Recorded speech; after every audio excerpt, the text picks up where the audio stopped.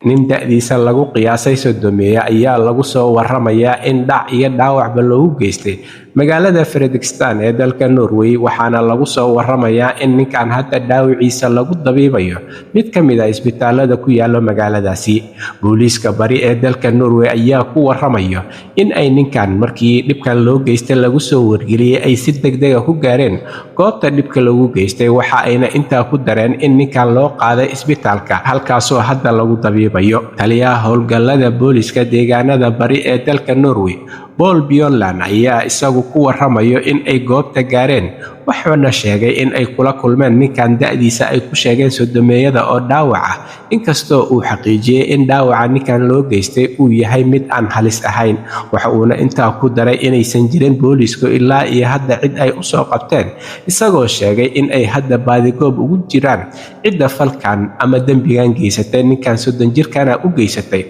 dhaca iyo dhaawacaba. Waxa uuna sheegay in ay hadda booliisku tuhmayaan in uu jiro xiriir ka dhaxeeya ninkan la dhacay ee la dhaawacay iyo sidoo kale ninka dhaawaca iyo dhacaba u geystay ka oo uusan cadayn booliiska nooca xiriir ee ka dhaxeeyay. Waxa ayna booliisku qeexeen in ay hadda kiis ka fureen, baaritaan adagna ay wadaan, ninkan hadda lagu dabiibayo mid ka mid ah isbitaalada ku yaala magaalada Fredrikstad ee dalka Norway. Arrintan ayaa waxaa dad badan ay ka muujiyeen walaac iyo walbahaar ku saabsan maalin cad in dhac iyo dhaawac la isugu geysto bartamaha magaalada, waxayna booliisku sheegeen in aysan hadda khatar iyo cabsi dadweynaha guud aysan jirin, maadaama ay tuhmayaan in uu jiro xiriir hore oo ka dhaxeeyay labada nin, kaasoo ay hadda booliisku sheegeen in ay baaritaankooda wadaan. Waxayna dadweynaha ugu baaqeen inaysan jirin wax cabsi iyo walwal ah oo howlahooda kala duwan sidii dabiiciga ahayd ay u wataan. Halka warka kiisa ugu door karoon uu idinkaga imaanayo waa Somali Voice Norway ama codka Soomaaliyeed ee Norway, waxaana idinla socodsiinayay aniga oo Cabdullaahi Shiine.